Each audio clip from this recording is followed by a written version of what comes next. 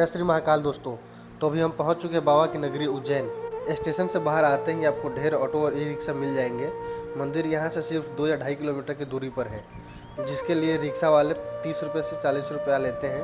अब बात करते हैं रुकने की। अगर आप मंदिर के पास रुकना चाहते हैं तो महाकाल लोक के पास आपको 600 से 1200 में अच्छे होटल मिल जाते हैं। चलिए जल्दी से फ्रेश होते हैं और निकलते हैं बाबा के दरबार। उज्जैन की परंपरा के अनुसार काल भैरव को उज्जैन का कोतवाल कहा जाता है और मान्यता है कि महाकाल के दरबार में हाजिरी लगाने से पहले कोतवाल बाबा से अनुमति लेनी होती है। स्टेशन या महाकाल लोक से यह करीब 5 से 6 किलोमीटर दूर है, जहाँ के लिए आपको 40 से 50 रुपये में शेयरिंग ऑटो मिल जाएगी। यहाँ श्रद्धालुओं की भीड़ काफ़ी ज़्यादा है, तो दर्शन करने में आपको 2 से 3 घंटे आराम से लग जाएंगे। मंदिर के बाहर कदम रखते ही आपको एक अनोखा नज़ारा दिखेगा। यहाँ प्रसाद की थालियों में मिठाई नहीं बल्कि शराब की बोतलें मिलती हैं। जी हाँ, यहाँ भगवान को साक्षात शराब का भोग लगाया जाता है। तो चलिए दोस्तों, बाबा के दर्शन करते हैं और इनसे अनुमति लेते हैं और फिर निकलते हैं बाबा महाकाल के दरबार में। तो हमने कोतवाल बाबा के दर्शन कर लिए हैं, मन्नत मांग ली है और महाकाल दरबार जाने की अनुमति मिल गई है। अब देर किस बात के, सीधे चलते हैं उस भव्य दरबार की ओर जिसके हमें बेसब्री से इंतजार था, कालों के काल राजा धीराज महाकालेश्वर के दरबार में। जय काल भैरव, जय महाकाल। दोस्तों, ये जो शिखर आप देख रहे हैं, यह सिर्फ पत्थर का ढांचा नहीं है। यह भारत के उन 12 ज्योतिर्लिंगों में से एक महाकालेश्वर का वो शिखर है जिसके दर्शन मात्र से जन्म जन्मांतर के पाप धुल जाते हैं। लेकिन क्या आप जानते हैं, इस शिखर के ठीक नीचे उस अंधेरे गर्भगृह में भगवान शिव किस रूप में विराजमान है और क्यों महाकाल को कालों का काल और उज्जैन का इकलौता राजा कहा जाता है। इस मंदिर का शिखर उस स्थान को चिन्हित करता है जहाँ शिव ने काल को भी हरा दिया था। महाकाल का अर्थ ही है जो काल से भी ऊपर हो, जिस पर समय का कोई नियंत्रण न हो। मान्यता है कि जो भी व्यक्ति शिखर के दर्शन करके सच्चे मन से बाबा से प्रार्थना करता है, उसकी अकाल मृत्यु का भय हमेशा के लिए खत्म हो जाता है। कहते हैं ना, अकाल मृत्यु वो मरे जो कर्म करे चंडाल का, काल भी उसका क्या करे जो भक्त हो महाकाल का। तो चलिए दोस्तों, मंदिर के अंदर चलते हैं और बाबा का दर्शन करते हैं। फिर अभी हम मंदिर के अंदर प्रवेश कर चुके हैं। दोस्तों, इस वक्त रात के 9 बज रहे हैं और मैं खड़ा हूँ महाकाल आरती के इस वेटिंग हॉल में। अगर आप भस्म आरती के लिए आ रहे हैं या मुख्य दर्शन के लिए, तो आपको इसी तरह के हाईटेक और बड़े होल्डिंग एरिया से गुजरना होगा। यहाँ की व्यवस्था सच में तारीफ के काबिल है। इतनी भारी भीड़ होने के बावजूद प्रशासन ने इस स्टील बैरिकेड्स के जरिए लाइन को बहुत अच्छे से मैनेज किया है। सामने जो ये टीवी स्क्रीन्स देख रहे हैं, यहाँ पर मंदिर के नियम, जरूरी सूचनाएं और अंदर चल रहे दर्शन के लाइव विजुअल्स चलते रहते हैं। दोस्तों, दिल थाम लीजिए, क्योंकि यही है कालों के काल राजा धीराज महाकालेश्वर, जिनके दर्शन मात्र से अकाल मृत्यु का भय भी भस्म हो जाता है। बोलिए जय श्री महाकाल। दोस्तों, महाकाल दर्शन के बाद अभी हम पहुंच चुके हैं महाकाल लोक में। इसे देखने के बाद ऐसा लगता है मानो हम शिव लोक में आ गए हैं। यहाँ शिव पुराण की कहानियों को मूर्तियों के जरिए दर्शाया गया है। बाबा महाकाल के इतने अलौकिक दर्शन पाकर आत्मा तृप्त हो गई दोस्तों। लेकिन उज्जैन की ये रहस्यमय यात्रा अभी खत्म नहीं हुई है। बाबा महाकाल का आशीर्वाद लेकर अब हम निकल पड़े हैं उज्जैन के एक बेहद खास और ऐतिहासिक मंदिर की तरफ, जो कि मंगलनाथ मंदिर है। ऐसा माना जाता है कि उज्जैन आए और मंगलनाथ के दर्शन नहीं किए तो यात्रा अधूरी रह जाती है। दोस्तों, मंगलनाथ मंदिर को लेकर एक पौराणिक मान्यताएं हैं। मत्स्य पुराण के अनुसार इस स्थान को मंगल ग्रह की जन्मभूमि माना जाता है। सिर्फ इतना ही नहीं, प्राचीन भारतीय भूगोल के अनुसार यह स्थान पृथ्वी का केंद्र बिंदु भी माना जाता है। यहाँ सबसे खास बात यह है कि जिन लोगों की कुंडली में मंगल दोष होता है, वे यहाँ आकर भात पूजा करवाते हैं। तो ऐसा माना जाता है कि यहाँ पूजा करने से जीवन के सारे कष्ट और मंगल दोष दूर हो जाते हैं। तो चलिए सीधे चलते हैं मंदिर के अंदर और लेते हैं मंगल देव का आशीर्वाद। आप भी घर बैठे दर्शन कीजिए और कमेंट्स में लिखना मत भूलिएगा। जय श्री महाकाल, जय मंगलनाथ। बाबा मंगलनाथ के दर्शन के बाद अब हम चल रहे हैं संदीपनी आश्रम की तरफ, तो वीडियो में बने रहिए। दोस्तों, अभी हम पहुंच गए हैं संदीपनी आश्रम में और इस वक्त मैं खड़ा हूं आश्रम के चित्रकला हॉल में, जहां की दीवारें खुद भगवान कृष्ण की गाथा गाती है। इन दीवारों पर बनी ये पेंटिंग्स हमें सीधे द्वापर युग में ले जाती है, जहां आप देख सकते हैं कि कैसे भगवान कृष्ण, बलराम और सुदामा जी ने गुरु संदीपनी के चरणों में बैठकर शिक्षा ले रहे हैं। कहते हैं भगवान कृष्ण ने इसी आश्रम में मात्र 64 दिन में 64 कलाओं और 14 विद्याओं का ज्ञान प्राप्त किया था। उन सभी 64 कलाओं और उनके गुरुकुल जीवन के पलों को इस चित्रों में इतनी खूबसूरती से उकेरा गया है कि उन्हें देखकर मन भक्ति से भर जाता है। यहाँ की चित्रकला सिर्फ देखने के लिए नहीं, बल्कि यह उस काल की सादगी, मित्रता और गुरु शिष्य के पवित्र रिश्ते को महसूस कराने का एक जरिया है। अगर आप संदीपनी आश्रम आए तो इस आर्ट गैलरी की अद्भुत कलाकृतियों को निहारना बिल्कुल मत भूलिएगा। सच कहूँ तो किताबों में इतिहास पढ़ना एक तरफ और इस हॉल में आकर इस जीवन चित्रों को के जरिए उस इतिहास को अपनी आंखों से के सामने देखना एकदम अलग अनुभव है। ऐसा लगता है मानो हम खुद उस समय पे पहुंच गए हैं जहाँ संदीपनी मुनि अपने शिष्यों को दुलार दे रहे हैं। जय श्री कृष्णा। चलिए आगे बढ़ते हैं अपनी यात्रा में। क्या आप जानते हैं उज्जैन में एक ऐसा चमत्कारी मंदिर जिसने एक परम मूर्ख इंसान को रातों रात दुनिया के सबसे बड़ा महाकवि बना दिया? जी हाँ, मैं बात कर रहा हूँ गढ़ कालिका माता मंदिर की।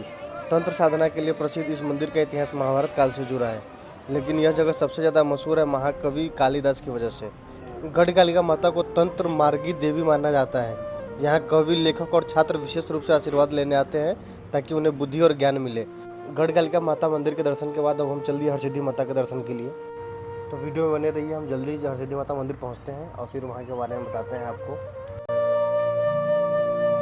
उज्जैन की पावन धरा जहाँ महाकाल राजा है, तो वहीं एक शक्ति भी वास करती है जो राजा विक्रमादित्य की आराध्य देवी थी। जी हाँ, हम बात कर रहे हैं 51 शक्तिपीठों में से एक माँ हरसिद्धि माता मंदिर की, जहाँ आज भी शाम को जलने वाले 1000 से ज़्यादा दिए इंसानों के बस की बात नहीं लगते। अगर आप भी महाकाल आ रहे हैं तो इस मंदिर के चमत्कारों को जाने बिना आपकी यात्रा अधूरी है। पौराणिक मान्यताओं के अनुसार जब भगवान शिव सती के पार्थिव देह को लेकर ब्रह्मांड में घूम रहे थे, तब भगवान विष्णु ने अपने सुदर्शन चक्र से सती के अंग काट दिए थे।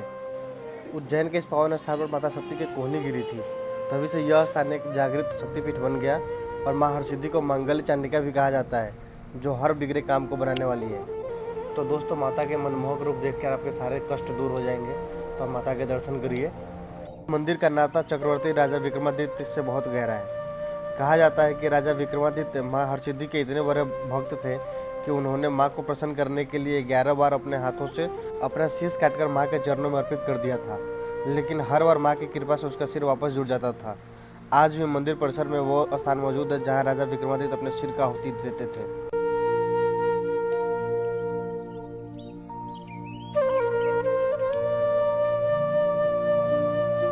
हरसिद्धि माता मंदिर के अंदर का व्यू भी काफ़ी ज़्यादा सुहाना है, जैसा कि आप वीडियो में बैकग्राउंड में देख पा रहे हैं। आप यहाँ जब भी आते हैं यहाँ का आरती ज़रूर देख कर जाइएगा, क्योंकि यहाँ का आरती बहुत ही अच्छा होता है। यहाँ की आरती शाम के 7 बजे से स्टार्ट होती है और लगभग 1 घंटे तक चलती है।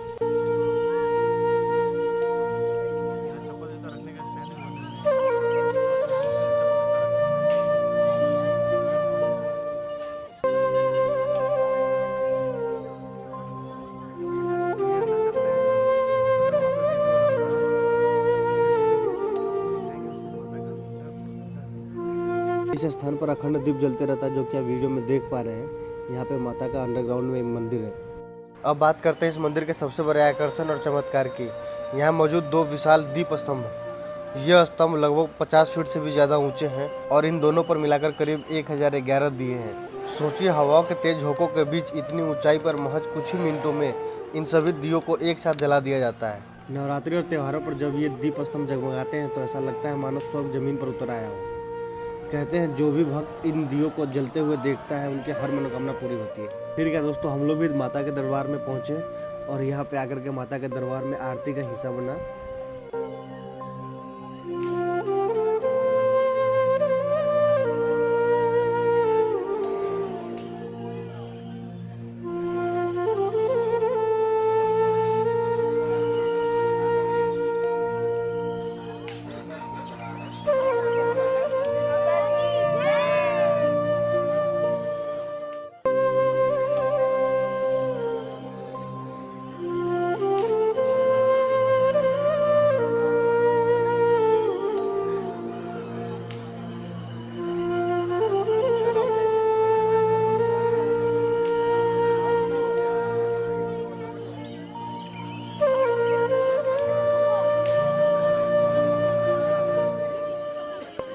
तो दोस्तों, आप भी अपनी ज़िंदगी की उलझनों से परेशान हैं या महाकाल की नगरी आ रहे हैं तो माँ हरसिद्धि के दरबार में हाजिर लगाना मत भूलना। माँ के दर्शन मात्र से ही दिल को एक असीम सुकून मिलता है। कमेंट में लिखिए जय माँ हरसिद्धि और इस वीडियो को अपने दोस्तों के साथ शेयर कीजिए जिनके साथ आप उज्जैन की ट्रिप प्लान कर रहे हैं। अभी हम हरसिद्धि माता मंदिर से बाहर आ गए हैं। इस तरह हमारा उज्जैन का दर्शन संपन्न हुआ। अब हम निकलेंगे ओमकारेश्वर के लिए। इसके लिए हम जा रहे हैं होटल और नाइट स्टे करेंगे और सुबह में फिर वहाँ से निकलेंगे ओमकारेश्वर के लिए। दोस्तों, अभी सुबह के 7 बज रहे हैं और हम निकल गए हैं ओमकारेश्वर के लिए। हम पहुँच चुके हैं महादेव के चौथे ज्योतिर्लिंग ओमकारेश्वर में। चारों तरफ नर्मदा मैया का पावन जल, हवा में गूंजते शिव के जयकारे। अगर आप भी यहाँ आने का प्लान कर रहे हैं तो रुकिए, यहाँ कैसे पहुँचना है, होटल कहाँ लेना है, दर्शन के लिए क्या टाइमिंग है और वो कौन सी गलतियाँ हैं जो आपको यहाँ आकर बिल्कुल नहीं करनी है, आपको यहाँ आने के लिए इंदौर आना होगा और इंदौर से बस पकड़ करके आपको यहाँ आने होंगे। साथ ही मंदिर के आसपास ही आपको 500 से 2000 में रूम मिल जाए। मेरा सजेशन रहेगा कि आप मंदिर के आसपास ही रूम लें, जिससे कि आप सुबह सुबह आकर के मां नर्मदा में स्नान कर सके और उसके बाद अपना दर्शन प्रारंभ कर सके। मंदिर में दर्शन के 2 नियम है, या तो आप वीआईपी टिकट ले लीजिए या फिर नॉर्मल दर्शन करिए। नॉर्मल दर्शन में आपको 4 से 5 घंटे लग जाएंगे। दोस्तों, ये है कंप्लीट इन्फॉर्मेशन दर्शन के लिए। क्या आप जानते हैं भारत में एक ऐसा द्वीप जिसे किसी इंसान ने नहीं बल्कि खुद प्रकृति ने ओम के आकार का बनाया है। और उससे भी बड़ा रहस्य, यहाँ भगवान शिव रोज रात को आकर सोया करते हैं और पासा खेलते हैं। जी हाँ, हम बात कर रहे हैं 12 ज्योतिर्लिंगों में से एक ओमकारेश्वर और ममलेश्वर ज्योतिर्लिंग की, जहाँ एक ही यात्रा में 2 अलग अलग रूपों में महादेव के दर्शन होते हैं। चलिए जानते हैं इसके पीछे का वो सच जो शायद आप नहीं जानते। मध्य प्रदेश के खंडवा जिले में मां नर्मदा के बीचों बीच मंधाता पहाड़ी स्थित है। सबसे हैरान करने वाली बात यह है कि जब आप इसे आसमान से देखेंगे तो यह पूरी पहाड़ी और नदी का घुमाव मिलाकर बिल्कुल ओम का आकार बनाती है। इसी द्वीप पर विराजमान है ओमकारेश्वर ज्योतिर्लिंग। माना जाता है यहाँ मंधाता राजा ने इतनी कठोर तपस्या की थी कि महादेव को स्वयं यहाँ आकर स्थापित होना पड़ा। लेकिन चमत्कार यही खत्म नहीं होता। जब आप इस मंदिर के दर्शन के लिए आगे बढ़ते हैं तो आपको पता चलता है कि यहाँ एक नहीं बल्कि 2 अलग अलग मंदिर हैं। पौराणिक कथा के अनुसार जब विंध्याचल पर्वत ने महादेव की आराधना की थी, तब महादेव प्रकट हुए और उन्होंने एक ही लिंग के 2 भाग कर दिए। एक जिसे प्रणव लिंग कहा गया, जो स्वयं ओमकारेश्वर है, और दूसरा पार्थिव लिंग जिसे ममलेश्वर या अमलेश्वर कहा जाता है। दोनों का महत्व एक समान है, दोनों में एक ही शक्ति वास करती है। लेकिन दोस्तों, अब जो रहस्य मैं आपको बताने जा रहा हूँ वो आपकी सोच बदल देगा। हर शाम जब सूरज ढलता है और नर्मदा की लहरों पर मंदिर की रोशनी चमकती है, तो ओमकारेश्वर में एक ऐसी परंपरा शुरू होती है जो पूरे विश्व में और कहीं नहीं है। आमतौर पर मंदिरों में जब आरती के बाद भगवान को सुलाया जाता है, लेकिन यहाँ महादेव को सुलाने के साथ साथ उनके मनोरंजन की तैयारी की जाती है। आगे का रहस्य हम वीडियो में आगे बताएंगे, उसके लिए वीडियो में बने रहिए। और फिर पहुँचते हैं हम लोग मावा के दर्शन के लिए। अब सुनिए वो रहस्य जो इस मंदिर को दुनिया से सबसे अलग बनाता है। ओमकारेश्वर मंदिर में रोज रात को महादेव की शयन आरती होती है। आरती के बाद भगवान शिव और माँ पार्वती के लिए एक स्टेज सजाया जाता है और वहाँ चौपड़, जो कि पासा खेलने का खेल होता है, उसे रखा जाता है। रात को मंदिर पूरी तरह बंद कर दिया जाता है, जहाँ कोई परिंदा भी पर नहीं मार सकता। लेकिन अगली सुबह जब मंदिर के पट खुलते हैं तो वो पासे बिखरे हुए मिलते हैं और बिस्तर पर सिलवटें होती हैं, मानो सच में कोई वहाँ रात गुजार कर गया हो। भक्त मानते हैं कि महादेव आज भी रोज यहाँ विश्राम करने आते हैं। महादेव कहते हैं, जो कहीं नहीं मिलता वो मेरे धाम पे मिलता है। अगर आपके मन में थोड़ी सी भी अशांति है तो आप एक बार ओमकारेश्वर आकर महादेव के चरणों में अपना सिर रख दीजिए। सारे दुख, सारी चिंताएं पल भर में गायब हो जाएंगी। अभी हम बाबा के दरबार में पहुंचने वाले हैं। यहाँ पर आपको ऐसे ही लाइन से होकर कुछ जानी पड़ती है। और जैसा कि मैंने आपको बताया कि नॉर्मल दर्शन के लिए आपको लगभग 5 से 6 घंटे लग जाएंगे, तो इससे अच्छा है कि आप यहाँ पर रक्तदान दे करके भी डायरेक्ट वीआईपी एंट्री ले सकते हैं। एक व्यक्ति के रक्तदान पे आप 3 बंदे जा सकते हैं। यहाँ पर मंदिर में काफ़ी ज़्यादा भीड़ है, जो कि आप वीडियो में देख पा रहे हैं। यहाँ पर लाइन में काफ़ी ज़्यादा भीड़ है, जो कि आप देख पा रहे हैं। अभी हम बाबा के गर्भगृह में पहुँच चुके हैं, तो यहाँ से थोड़ी ही दूर पे बाबा का स्थान है। आप ऐसे ही वीडियो में बने रहिए, हम आपको बाबा का दर्शन कराएंगे। और आपकी जो भी इच्छा होगी, आप बाबा का दर्शन करके आप उनको अपना इच्छा बता सकते हैं। वो आपकी इच्छा ज़रूर सुनेंगे और जल्दी ही पूरा करेंगे।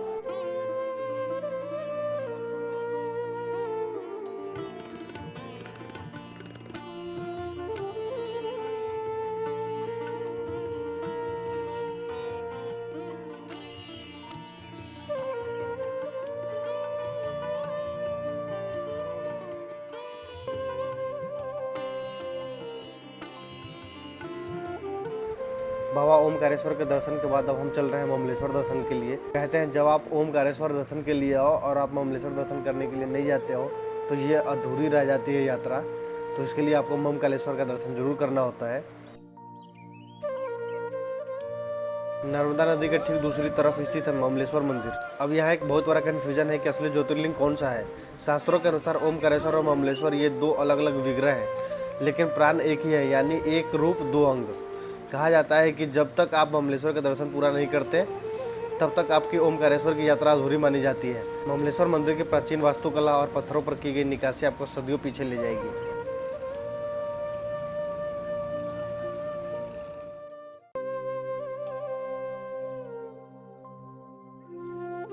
ममलेश्वर बाबा के दर्शन के बाद हमने ब्रह्मेश्वर बाबा का दर्शन किया।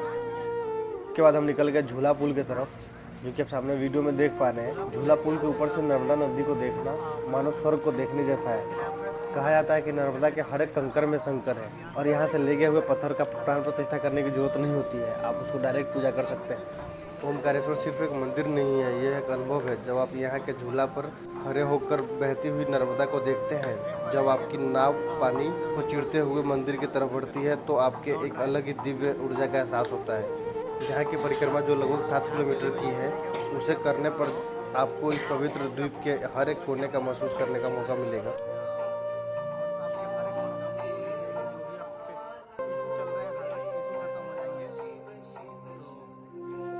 तो अगर आप भी महादेव के इस अलौकिक शयन रूप के गवाह बनना चाहते हैं तो कमेंट में पूरे दिल से लिखिए हर हर महादेव। वीडियो को लाइक करें और अपने महाकाल और ओमकारेश्वर वाले ग्रुप में इसे अभी शेयर कर दें। मिलते हैं महादेव के एक और नए रहस्य के साथ, तब तक के लिए जय भोलेनाथ। इसके लिए वीडियो को लाइक करें और चैनल को सब्सक्राइब करें। हर हर महादेव, जय श्री महाकाल।